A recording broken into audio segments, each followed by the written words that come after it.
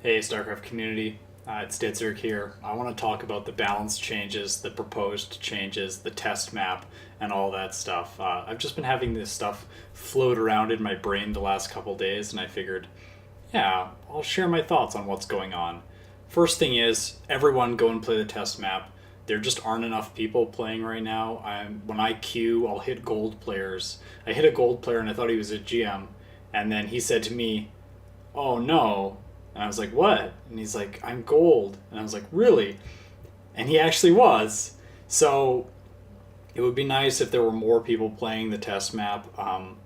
It's really just an investment in our future as StarCraft players, because if we spend time investing in it and produce good statistics, it's more than likely that the correct changes will go through, and weird things that may not be good for the game will get weeded out and completely forgotten by Blizzard. So hopefully more people will play and we'll get some really good testing going on. So I'm going to jump in now to each change, talk about each change specifically, and how I think those changes relate to the whole game, and how I think they relate to each other, because everything is very interconnected.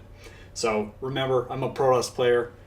So there will be Protoss bias here. I'm not going to be really talking about Zerg versus Terran or ZVZ or TVT in terms of mirrors. I'm talking about this from my experience. I've probably played about 50 to 60 games on the balanced test map now. And so these are my thoughts after playing those games. Maybe not that many, maybe 40, something like that. But yeah, I've played a good number of games. All right.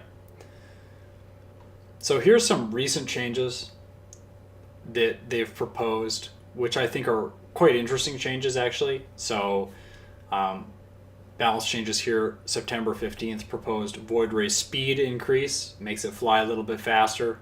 Ravager's armor flagged, removed. War Prism health reduced.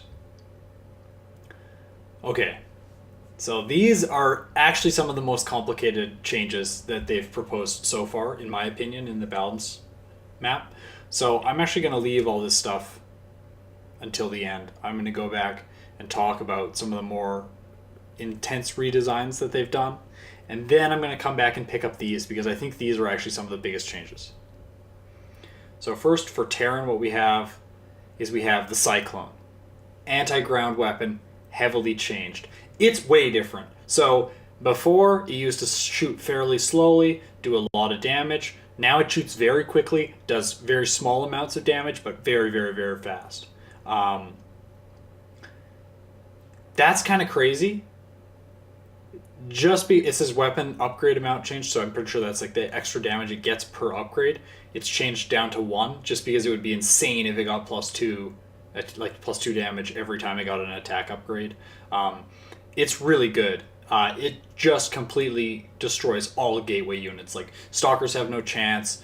Zealots kind of have a chance if they have charge.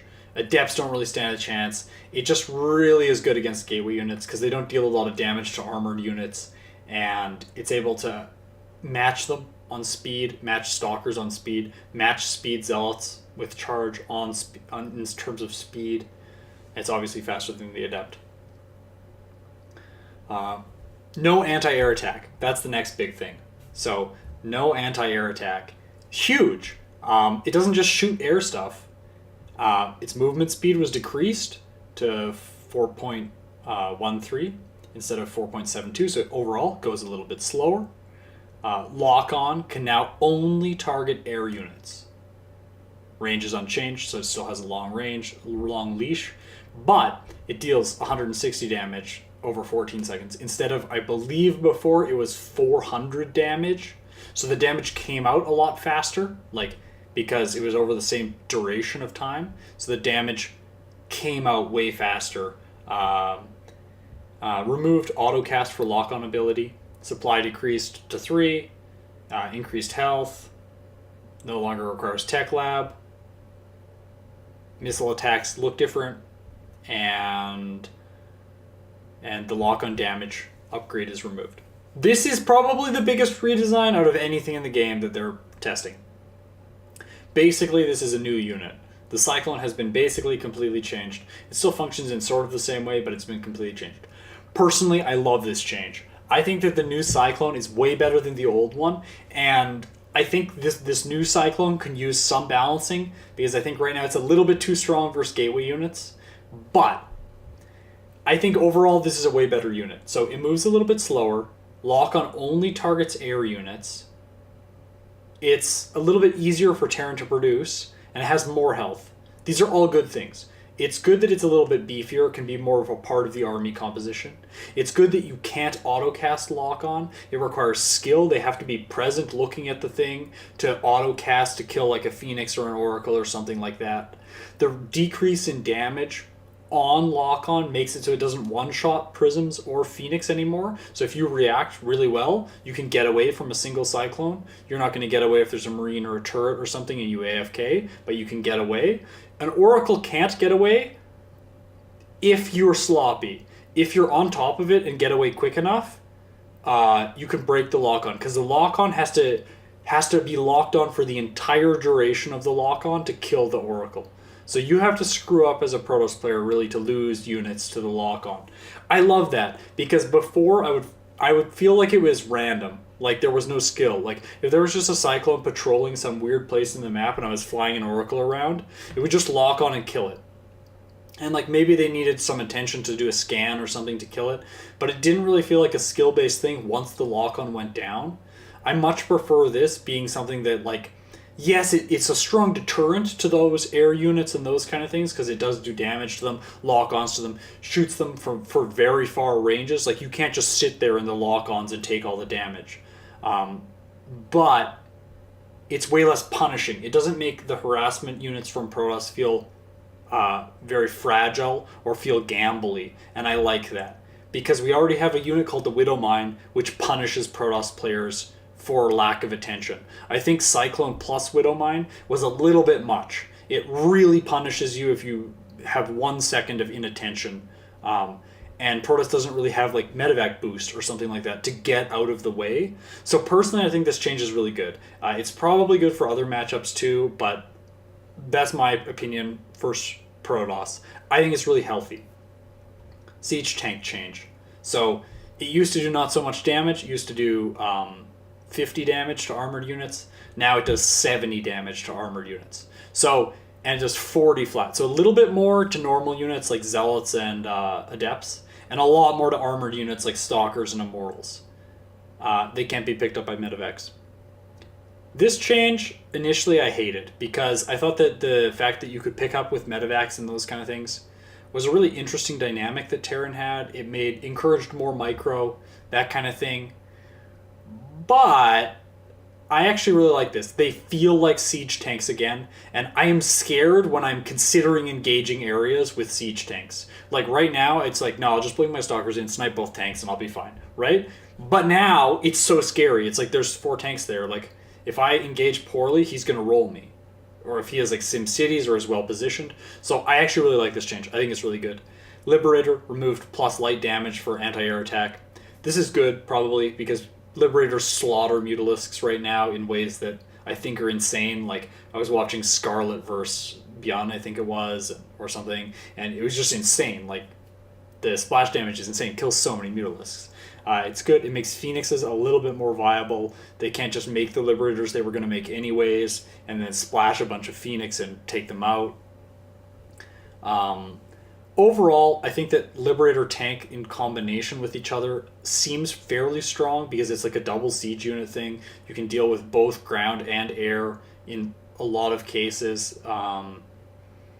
It seems fairly strong. I haven't seen anyone play that specific composition yet, but theoretically I'm a little bit worried about that. It's going to be very hard to engage into, at least, if you're going for ground-centric play. Thor. Basically what they did... they increased the splash radius on anti-air units. Probably good, because they took it away from the Liberator. So they're trying to give more ground units roles as anti-air units, rather than just the Liberator being like anti-ground and anti-air. I like it. They upgraded the Thor's high-impact payload. Now, 8 Thors one-shot a carrier, which is kind of crazy. And I really like this change, actually. It sort of makes the Thor feel like the Goliath from StarCraft 1. They have insane range. It's like 10 range on the Thors. So the carriers actually have to get too close to the Thors. Too close to the Thors. The Thors can actually shoot them from the range that the carriers launch their interceptors. And that's really good, I think, for the game. But the carriers can tether the interceptors, so once they've launched them, you can micro them back and get them out of range. Overall, I think the interaction there is good. The Javelin missiles also, or the high impact payload, is also going to be good against Broodlords. Same range as Broodlords, because Broodlords' range will be decreased, which we'll talk about later. Banshee, remove fusion core requirement from hyperflight rotors, so Banshee speed doesn't need the fusion core anymore. I'm not sure about this one. Banshees, like, I can see that they might want them to have more play, but I think they don't really need to buff the Banshee in any way. Like, they're buffing a lot of other stuff, which I think is amazing for Terran. And I personally just think that, like, just leave the Banshee with the late game upgrade of speed. It doesn't need to have that early game, really. I'm sort of on the fence with this. I've seen people try to go Banshees, but they usually die when they try to go to Banshees. Like, I'll just do some kind of pressure or something. So I haven't actually played against the faster Banshee speed yet, but I'm a little bit on the fence with that change. Viking, ground mode, auto attack now deals +8 mechanical damage. Basically, Vikings kill Stalkers, they kill Immortals, they kill Probes a little bit more efficiently. Like, obviously, a Viking army against an Immortal army, there's going to be no contest. But they do a little bit extra damage. It really makes Viking harassment something that's actually kind of viable versus Protoss. I've seen players fly in, like, one Viking and they'll land it. If they made it to, say, stop a prism or something like that, they can then send that Viking across the map once the prism is gone and maybe harass some auxiliary expansions, that kind of thing. I think it's overall like just a nice change. It also allows you to make Vikings to counter like Colossus or air units and then land them if the opponent is making a ground army with, say, Stalkers in it or something like that.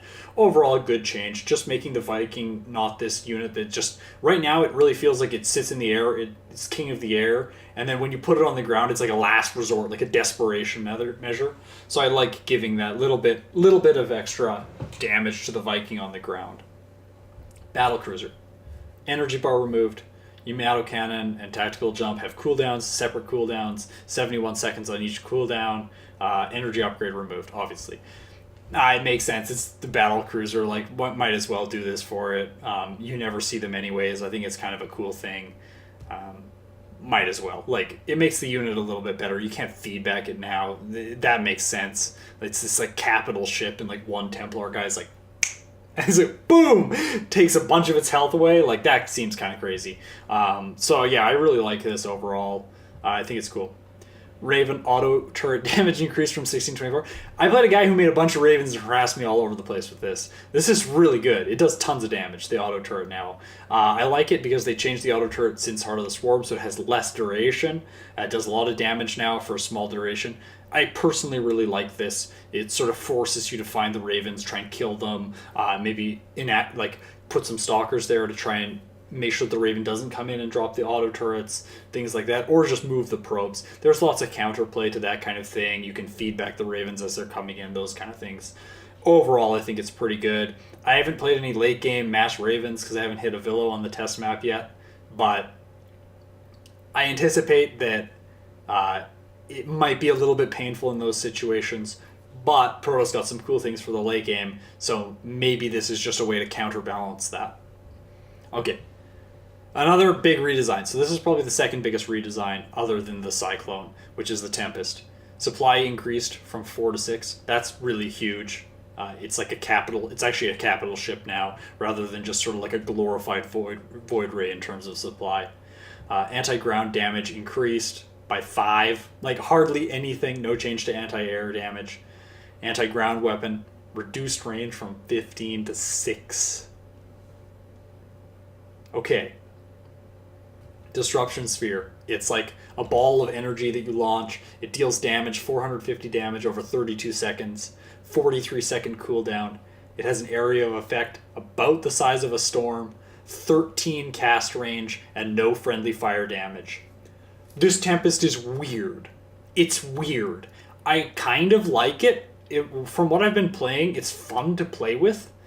It is literally the worst thing to play against. I had a guy proxy Tempest me and just use the thing on the mineral line in PvP, and like I just couldn't mine, and then I died. And that seems not fun. And then I did that to his Zerg, and I built a Cannon Rush, and then just Tempest behind it, and then just did that to his mineral lines and won. So that kind of thing seems a little bit silly to me. Definitely decreasing the ground attack range makes it so that those rushes are a little bit less viable. It is harder to pull them off because you can't just shoot the like Marines or the Queen or whatever or the Stalkers from a long range. You have to actually fly in close to hit them. But the Disruption Sphere, I kind of feel like it should be an upgrade that you can get for the Tempest. It's like you can get, and so here's where my big, I think the big change for the Tempest is that I think needs to happen. This is one of the first things, like all the Terran stuff above, maybe the Banshee thing we shouldn't put through, but all the Terran stuff above I think is great. It's really healthy for the game to have those changes coming in, making different compositions in the Terran matchups more viable. Maybe we'll see that there are slightly different compositions that they can go for, sort of like Protoss or Zerg players. I think that would be really cool. I like all the Terran changes personally, except the Banshee one that I'm kind of on the fence about. Tempest change, personally don't like it. So I don't like the fact that it has the same weapon animation for anti-air and anti-ground attack, but they feel incredibly asymmetrical. If you move like A-click a Tempest to attack and there's only ground targets, it just like walks forward. So you have to hold position the Tempests if you don't want them going in when there's air units flying. Like if you put like Revelation on stuff and there's like some ground stuff just chilling here, if you A-click, it'll just like go like it'll walk forward towards the ground stuff. So you have to click on that. And I guess it makes it a more skill-based unit, target fire kind of unit. But I personally feel like it feels very counterintuitive to have the two asymmetrical types of weapons. I would personally like it if they had a different animation or a different like type feeling weapon versus ground, or just no ground attack. Like, what if it just doesn't shoot ground and it gets the Disruption Sphere to use against ground units? I would much prefer that, because I would rather have like these 4 like Tempests that I use to like one-shot air units with like a shift command or a target fire, and then use Disruption Sphere and not hit ground units. Because what it feels like they've done is they've nerfed the anti-ground weapon in order to make the Disruption Sphere balanced. Because why would you use Disruption Sphere if you can just shoot the stuff on the ground from that distance, right? So I might like to have Disruption Sphere be a sort of primary way to fight ground units. Maybe reduce the cooldown slightly because it can't shoot ground at all. So like maybe like 35 seconds or 38 seconds, like just a 5-second cooldown decrease or something like that. But make Disruption Sphere an upgrade that you have to get off the fleet beacon.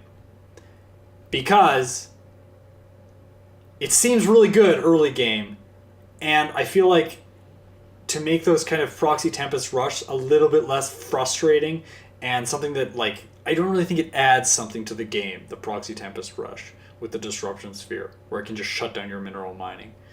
Or you just make one Tempest and like fly it around and like do it to the mineral lines. I wish it was something you had to upgrade, invest into to have pay off later in the game. And maybe you're investing in the Tempest. But that's my initial thoughts. I just hope that the rushes for Tempests are not as powerful with Disruption Sphere. And I kind of want to see the anti-ground attack just go away altogether. Or give us a different type of anti-ground attack, like something that does, like, it has to get really close, but it deals massive damage, like a Planet Cracker thing, like they had that on Mothership Core, where it, like, shoots a beam straight below it, and then you'd have to, like, micro it, kind of like an eraser around things. Like, that might be a cool ground attack, and, like, you might have to activate it or something, or maybe you don't have to activate it, it just shoots, like, beams out right below it, so it has to, like, go above the unit to hit it. It might be good against, like, Ultralisks or something, deal bonus damage to massive units. I don't know, like, I feel like they need an asymmetrical weapon design instead of just saying like, no, the range is shorter, but it's basically the same attack. I don't like that personally. But overall, I think it's a good direction to be moving with the Tempest, to have it being a more active unit with some kind of spell, and less about just shooting everything from distance. Because if it has no anti-ground attack from distance, it can't kill buildings. It becomes this very specialized anti-air, anti-siege position unit, which I think is cool. Okay, Zealot. So basically, if you get charged, your Zealots are faster now. They run faster. Not in terms of when they charge, they just move faster. This is like the most basic change. It's probably the only buff that Protoss got in this. No, there's 2 buffs. But I love it. It's just like a quality of life thing. I don't think it really like changes that much. Charge lots can now like run as fast as stalkers. So your army doesn't like the stalkers don't go all in front, and then the charge lot like your army is more uniform when it's moving across the map. Charge lots have the same move speed as cyclones, the new cyclone at least. There's all these things. I like it. I think it's cool. The charge lot sucks right now in Legacy of the Void because everyone just makes adepts anyways because the adept is so good. So it's nice to see a little bit of love being given to the charge lot, making it just a little bit better, because they are these kind of units that when you build them, you're expecting them to all die anyways. So it's cool to just see a little bit of movement speed. It doesn't change that much in fights from what I've been seeing so far. It's more of a quality of life thing. And it just makes me think in my brain, like, maybe I should make charge lots this game. Whereas for a long time, I've just been thinking, like, adepts, because they're just really good. They do so many things. So it's nice to see a few of those things. They can also get places to harass a little bit faster, those kind of things. They can go out and scout locations of the map faster. I like it. I think it's a good change. Carrier. Okay. This is big. This is probably the biggest change for Protoss.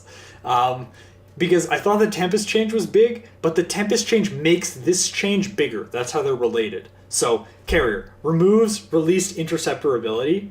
Interceptors cost reduced from 25 to 5 minerals. Auto build enabled from the start. Okay, Blizzard. Auto build enabled from the start. 6 years after release. Okay. So, we got auto build.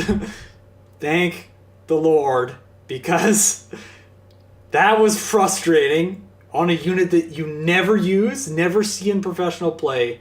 It just had this bad quality of life thing. Like, you were going to make the interceptors anyways because you built the unit, but autocast is not enabled on the interceptors. So on every carrier, you got to enable it. And like, every carrier that comes out, it requires at least one action to get it going. Like, that's crazy. So I'm just glad that they added this. It's a quality of life thing. Thank you.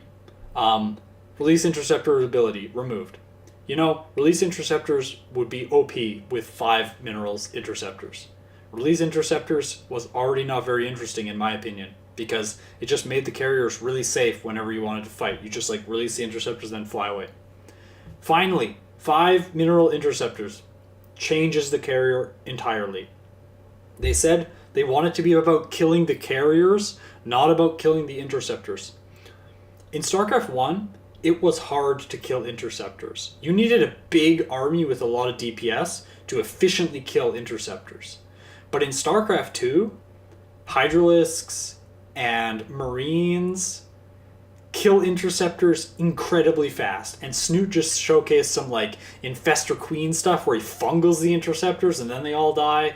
Like, that was very recently that was brought back into like the spotlight when he's playing against like Haas and Showtime and New Gettysburg, this new carrier stuff that's happening. So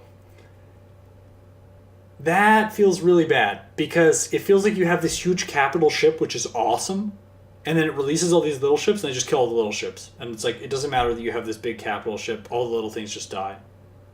So I like the fact that you can still kill the interceptors just as efficiently as you could before. It's just that you're not gaining that much value out of killing them all. Like, Before, if you killed an entire carrier of interceptors, so 8 interceptors, that's $200 or $200, 200 minerals that the Protoss player has lost just from you killing the interceptors. Now, it's 40 minerals. It's a fifth, right? It's a fifth of the value to kill the interceptors, which makes it much more like the carrier. You have to go after the actual unit, target fire the unit down, and I love that. I think this is a really healthy change. Or kill the interceptors, then kill the unit because they're vulnerable when they have no interceptors. Also, no release interceptors, which would obviously be insane with cheaper interceptors, means that the carrier actually has to be where it's fighting. So you can't just send the carriers out on the map and like dump all the interceptors and just recall. Like, ha ha ha. Like, you lose 2 bases and I just go home. Like, that kind of thing is very tempo based, and like you can't do that over and over because interceptors used to cost so much. But I don't think it feels good to play against because you're just like the base is going to die and all the interceptors are just going to go away anyways. So why would you spend time killing them and wasting units? So you just like let whatever was there die. Feels like there's no counterplay to that kind of thing. I don't like it. I much prefer this new carrier. But this new carrier is too good. I don't know how. It's too good though. Every game I've played where I've got like 2 carriers out, I just start winning. Like every fight gets easier and easier, and then the carrier count just grows and grows and grows. And I've yet to play against someone who has found a way to kill my carriers. Like Mass Viking Mine, thought that would work, doesn't work. So I'm a little bit scared that the carrier right now is too good because the interceptors are so cheap. Like I'll bank like 5k minerals and I'll be losing all my interceptors like the entire game because they're just so cheap to reproduce. I don't want them to necessarily nerf the carrier, but something needs to happen to make it so that it's slightly less strong, and I'm not sure what that is right now. Or maybe we just need more time playing with it to figure out what's good against it. Or it might also be that the carrier itself is like that end game unit. Like if you do get mass carriers, you just can't lose. But the fact is that people just don't know how to play mech and stuff like that well enough yet. Like I'm not making carriers against bio and stuff, but like because like Marines will still kill carriers very well if the player plays well with bio. But maybe just people haven't figured out how to play mech in a tempo oriented way that stops the carriers. So I'm not sure. I think maybe like 10 mineral interceptors, so they still like it still costs something to make them. But also, not a lot of people have made Mass Thor versus me or things like that. That could be very strong versus carriers, Thor Mine or something like that. So I think we have to wait and see on this one, but right now it feels OP. It feels just completely broken. So if you guys are playing on the balanced test map and you see carrier start, attack him. Attack him now. You need to kill him. Or sit back and try and figure out a way to beat them. But it's very hard because they deal so much DPS when they get to critical mass.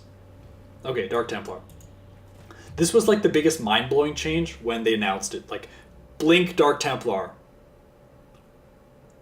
But it's not that big of a change. So, they can teleport a short distance. When they do it, the opponent can see like the little smoke trail where they went. It has a long cooldown. It's 21 seconds. It feels like forever in-game. You have to research it from the Dark Shrine. Costs 150, and it's like a 2-minute research time. It's just bad. Like, I think it's a cool idea, but I have yet to play a game where I'm like, this is going to be useful. Like, this is what I need right now. And maybe it's because I'm not good enough yet, and I haven't really like been like, yeah, okay, I can save my Dark Templar like this. But every time, like, early game, I tried some Dark Templar rushes with this thing, and like the Dark Templar are just ready before the upgrade starts, right? Because the Dark Shrine finishes. So then you attack with them right then. Then they make detection, and by the time the upgrade's done, they just kill all the Dark Templar, even if you bring them in. Like, they just have Lings that are too fast, or Marines in position, or turrets with mines, or something like that. And it just feels like they can't get any work done after you've revealed them. So then you have to, like, make the shrine, then have the shrine finish, then research for 2 minutes the upgrade before revealing the Dark Templar. So basically, for me, it just seems like a late game only upgrade, where if you open Dark Templar or whatever, you don't make the upgrade and you just wait, and then late game when you're really rich and you want to harass, you like make the upgrade and harass a little bit and save the Dark Templar a little bit more reliably. But overall, I honestly don't think this is a very good change. I think it's something that adds complexity to the game in a way that the game doesn't need complexity. Personally, for Terran, I would like to see the Banshee upgrade just still require Fusion Core, make it just a little bit harder for Terrans to get. And I would personally just like to see the Blink Dark Templar thing just go away altogether. Not because it's too good, just because I feel like it's not useful. And I don't like to have things in the game like the Scout from Brood War that just never appear. And I personally don't think it's going to be that useful. Okay, Zerg. Swarm Host. Swarm Host is like completely different. So already, like in Heart of the Swarm, it costs a lot. Now it costs 175, like 100 minerals, 75 gas. Increased swoop range, so they can swoop from further away. These are really good. The new Swarm Hosts are really good in my opinion. You have to be very careful that you don't build them at a time when you're vulnerable, and then you just use one wave of a Locust and you're like, I'm dead. But they're actually a cool Zerg harassment unit. I kind of like them.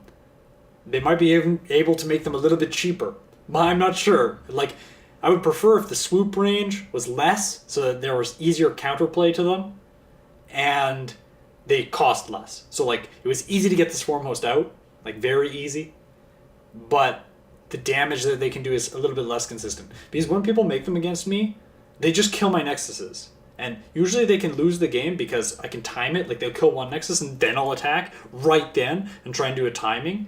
But I would prefer if they were more of like a unit that maybe, I don't know, like they did very low damage on the Locusts and they did bonus damage to light units or something like that. So like you could use them to kill workers but not really like kill structures with them.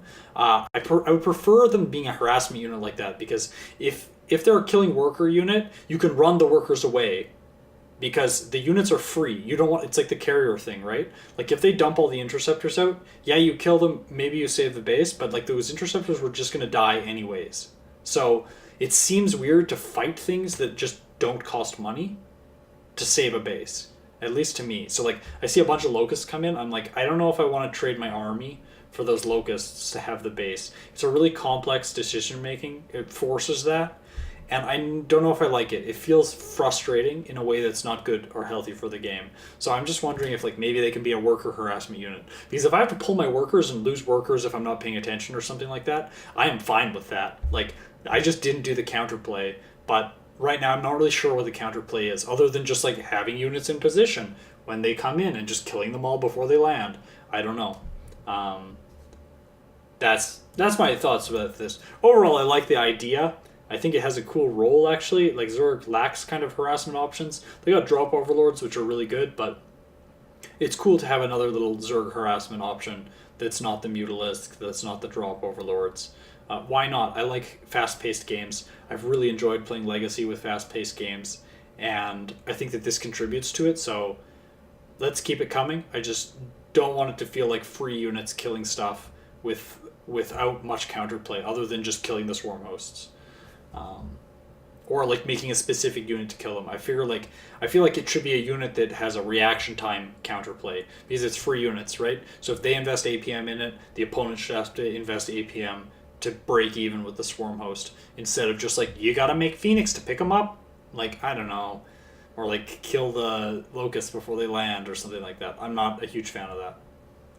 Ravager added armor flag, then they took it away. I kind of sad. It's weird that like you see roaches, you react to roaches, you make immortals, then they turn them into Ravagers and the immortals are no longer good.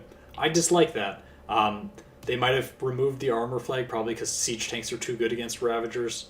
But personally, I kind of hope that the Ravager gets the armor tag, just because I like to be able to play reactive, and it's weird to have someone build one unit which turns into the other unit that counters your unit. Doesn't feel fun. But then again, Immortals are already really good, so maybe it's just a thing that I'm just like a Protoss player, like, really wish Ravagers were armored. I don't know. It's not a big deal to me either way. The game will be fine either way if it's balanced with armored or without. Okay, there are two big redesigns for Zerg. Hydralisk. Range increased to 6 from 5, base range. Muscular augments gives +1 range and a base movement increase of 25. So they get movement speed now on creep and off creep. So they're really fast on creep, they're a little bit less fast off creep. This makes sense. Why didn't they already get that? Thank you. Range increase is insane. You have to be much more careful with things like Phoenix, which I think is actually good. I was playing games today and I was like, yeah, I think this actually feels good that they can make Hydralisks and then my Phoenix don't counter the Hydralisk, because for a long time it felt like Phoenix killed Hydralisks. So they'd make Hydralisks to stop the Phoenix, but then your Phoenix were good against the Hydralisks. I kind of like the idea that like they can make Phoenix to counter or make Hydralisks to counter the Phoenix. It's cool. The longer range is nice. I saw some guys, they were sniping my disruptors with the Hydralisks because they had further range, so that they could range over stuff to hit the disruptors before they went off. Like, that's amazing. Give Zerg some counterplay and intense micro options like that. Really cool. I think this change is actually overall good. I was really scared about it, but I think it's fine. Baneling's health increased from 30 to 40. This is okay. I don't really know why we're doing this. I felt like the Baneling was already really strong. If there's any change that shouldn't go through with Zerg, it's probably this one. Because why? Banelings were good. They were really good. They're really good against Protoss already. Like, everyone makes Banelings in every single game that I play. They're already really good. They're really hard to stop. There's not very much counterplay. You make force fields, they just blow them up with Ravagers and then run the Banelings in anyways. It's very hard to split Adepts. Zealots kind of suicide themselves onto Banelings if you don't move command them or turn charge off, which is fine. But I think that Banelings are pretty good already, so I'm not sure that they need this buff. Maybe versus Terran they need it, but I don't know if they need it versus Protoss. Infestor. It has a collision radius while it's burrowed, so it can't bump into, like it can't go through a wall that has a zealot in it. It's kind of crazy. I believe, at least. I believe that's how it works. Like, it bumps into things when it's burrowed. All spells can be cast while burrowed. They removed Deep Tunnel, so I'm not going to talk about it. But all spells can be cast while it's burrowed. That's insane. You guys go watch right now. Go watch Vibe's video where he neuroparasites the disruptors and then uses the disruptors to blow up the Protoss army. Pretty sick. But he missed one thing. You can fungal while burrowed. So fungal the Protoss army, then neural the disruptors, and then blow up the Protoss army. I don't know. It seems too good. It seems too good. But what I like about this change is that I am going to have to be more careful as a Protoss player. I can't just be sitting there and then, like, they all come out and they neural my big units and blow everything up. I'm going to have, like, observers positioned in front of my army, things like that. I think that's actually good for the game. I'll force Protoss players to babysit their death balls just a little bit more. Overall, I think it's really good. I think it may need to be balanced so that it's not just completely broken. Because fungal from underground is pretty insane. I don't know. Who knows what it could be? Give them like a cast time that they have to spend before they cast the spell when they're underground or something like that. So if the guy's completely AFK, he loses everything. But if he's on the ball, you can't do it. I don't know. That might be okay. But there's already counterplay because you can feedback them if you see them, even when they're underground, of course. So overall, I think this change is fine. It just is going to force people to think more while playing, and I think it's fine. Broodlord ranging decreased from 11 to 10. Okay. I don't think that Zerg's late game is like particularly terrifying right now. I think it's balanced right now where it is. Like, both races have really good tools. Maybe not in other matchups, but maybe Broodlord's too good in some. I don't know. I haven't seen it really, and when I see it versus Protoss, it just dies because of Tempests, and Tempest anti-air attack isn't changed. So the Broodlord seems like it kind of just got pooped on for no reason. So Out of Zerg, I would really hope that the Baneling change doesn't go through because it doesn't seem like they need to be better. They're already really good. And Broodlords, I hope it doesn't go through because I think that they should be better. They shouldn't be a unit. I think if you reduce the range to 10, they might not. Zergs may never build the Broodlords. Okay, so let's talk about the newest changes, which I think are the most important changes. So balance changes. Okay, first one they did, they increased the Banshees like the upgrade time for the Banshee speed. That's good. Like push it off a little bit, but I still think Fusion Core is fine for that. Okay, they removed Infestor Deep Tunnel, which doesn't matter. They fixed some bugs. All right, great. Adept Shade Vision reduced from 9 to 2. I just want you guys to think about this. This is the old Adept Vision when it's flying around in the base. This is the new Adept Vision. Like, you literally see the units that are immediately right beside the Adept and nothing else. Okay. Now, before every single person that's a Terran player, or a Zerg player, or a Protoss player who's fed up with PvP Adept versus Adept, kills me, hear me out. Please hear me out. I think this change is bad. And the reason I think it's bad is because I feel like players have become better and better and better at counterplay for Adepts. Still, I think the Adept needs some sort of nerf, but I don't think that this is it. Because the Adept allows Protoss to have very consistent gameplay if the Protoss player plays well. So it allows for exceptional scouting and early game harassment, which Protoss has always lacked, and it has now. We get that because we can see things like, oh, I can go into your base if your depots are down, or as Zerg, if there are queens in the wrong position or something like that, I can go in and check techs, check gas mining, see those kind of things, and get a read on how the game is to try and play out better, countering with tech, those kind of things, making adjustments in terms of unit positioning. That's so key, especially in matchups like PvP, being able to have good, fairly reliable early game scouting and harassment, I personally think is an amazing thing for the Protoss race overall. Because I don't think anyone is complaining that the first Adept that walks across the map is an issue. That's not an issue. The issue is when the guy builds 8 Adepts and then just shades from mineral line to mineral line and kills all the workers when he has glaives. That's the issue. And I would agree that that's probably too strong. So my first thought was maybe make it like 5 vision so it has less vision, but then I'm like, no, you can still assess from a smaller vision that is not just nothing, basically. You can assess from a smaller vision if it's a good decision to go to that location or not. Because you're not like right on top of banelings. Oh, I die, right? So I thought, but that just reduces scouting potential. So I personally want the vision radius to stay the same. Here's my idea. So there's 2 different things that could happen. One is it gets full vision when it doesn't have glaives, and then when it does have glaives, it gets reduced vision. So basically then what it is it's a choice. If you upgrade glaives, you turn your Adepts into this like army composition unit that deals a lot of damage really well. But if you don't upgrade your Adepts, they stay as like reliable harassment tools that don't do quite as much harassment damage. So you can see when you go to different mineral lines, is this a good mineral line to go to? Yes, it is. But when you go there, it's not insane damage, right?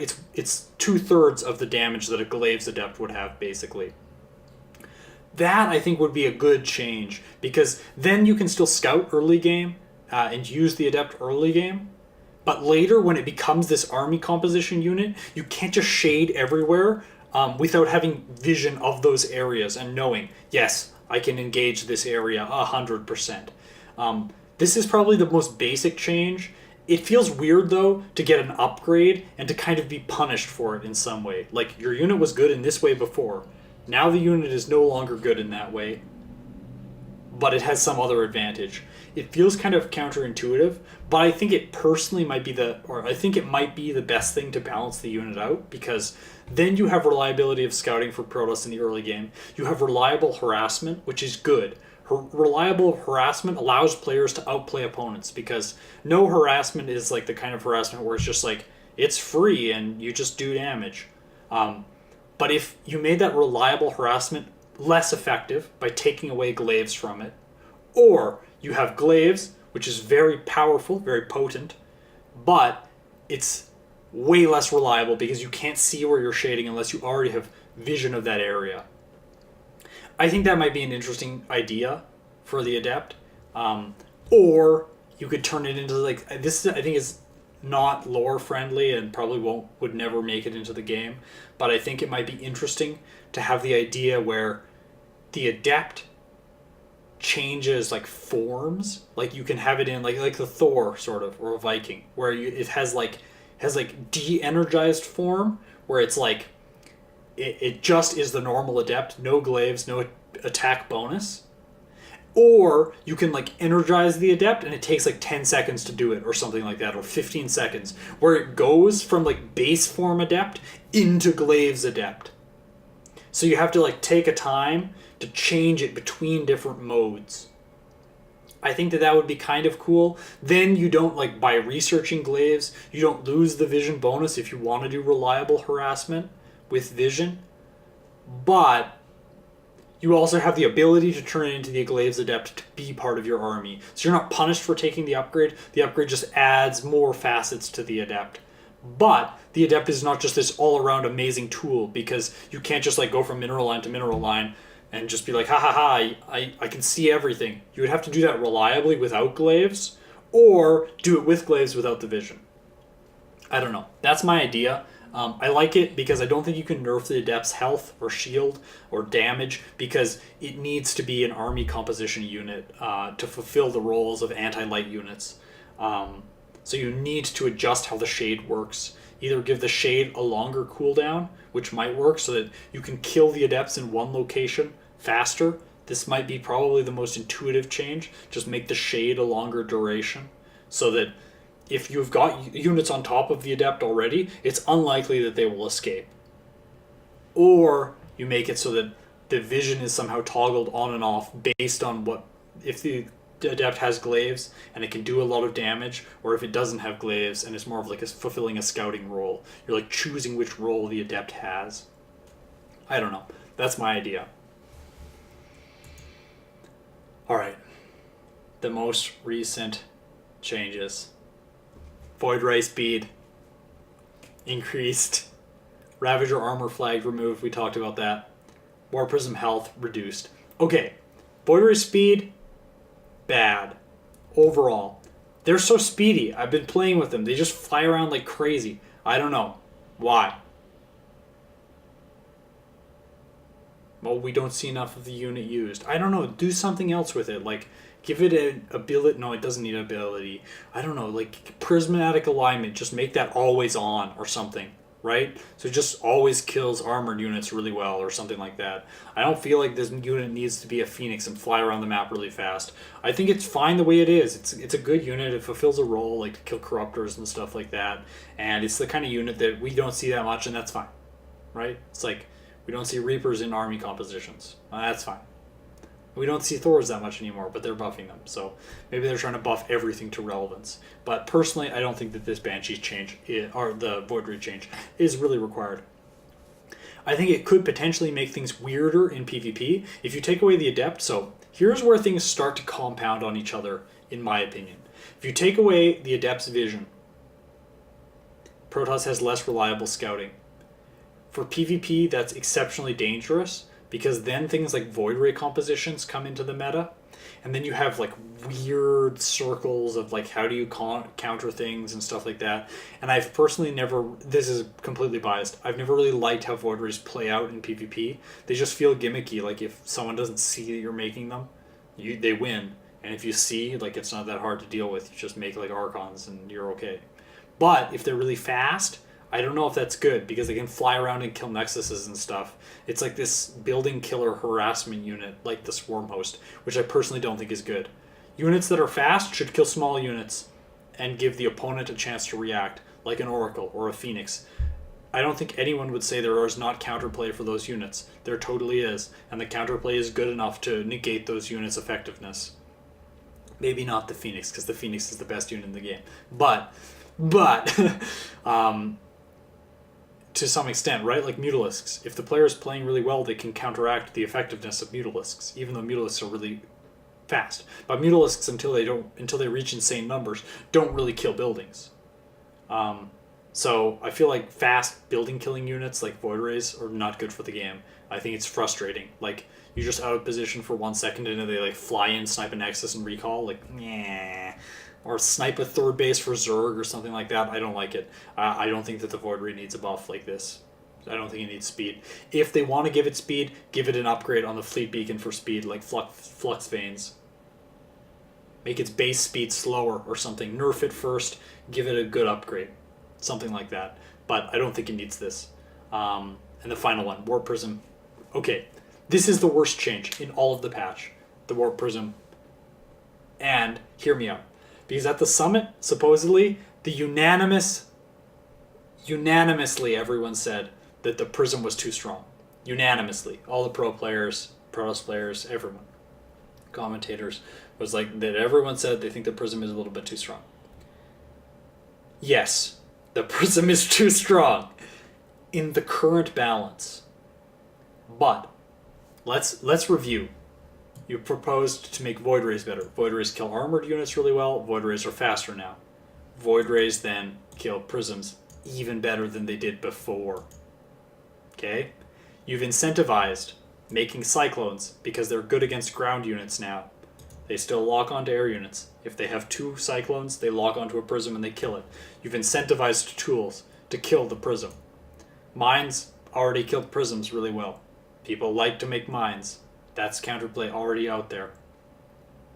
You've incentivized Terran players to make Vikings because Vikings are relevant now in ground fights if they make a Viking. So it's way less scary then for them to just make a Viking and then put it in their army later when the Prism goes away. Okay?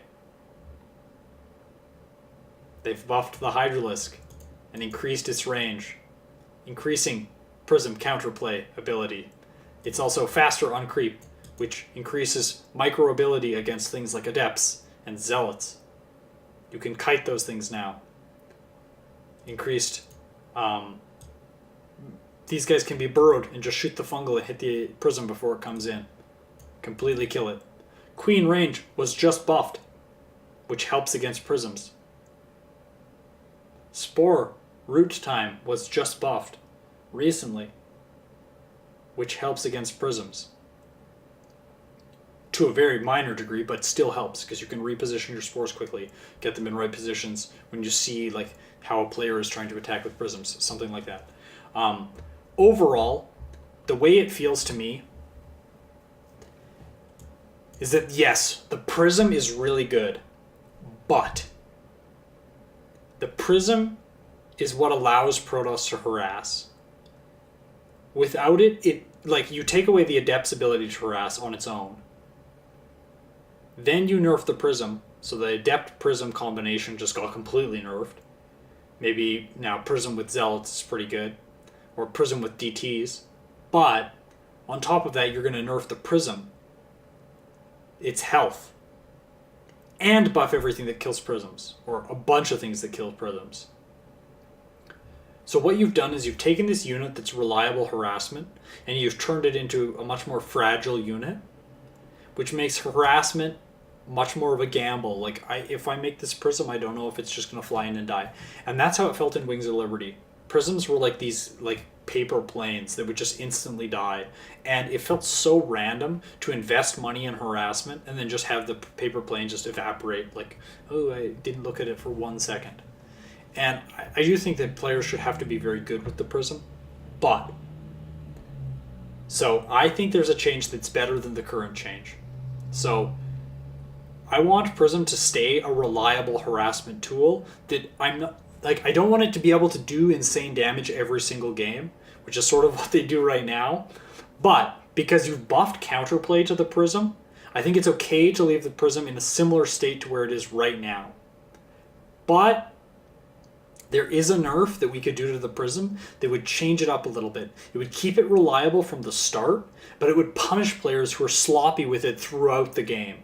So what I was proposing is that it's 100 shield, 100 health right now, and they're proposing 100 shield, 80 health. So it has shield, so it recovers its health, and it has less. It recovers its shields, and it has less health.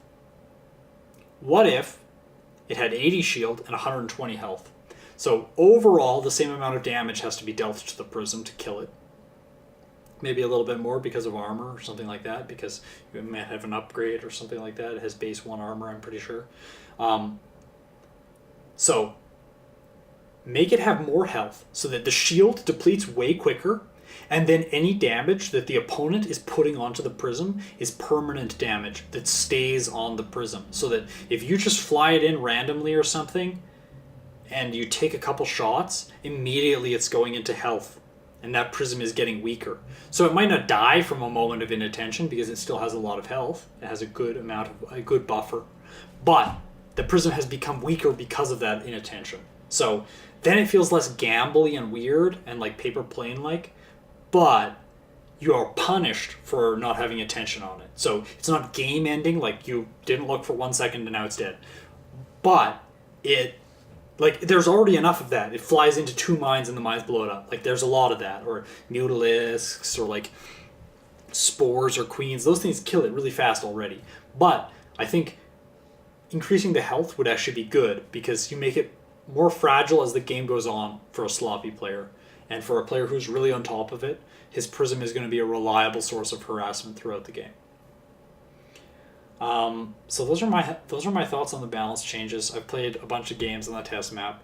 I've really been enjoying it. I would encourage anyone else to play the balance test map and help contribute and make Starcraft a great game. So thanks for watching. Talk to you later.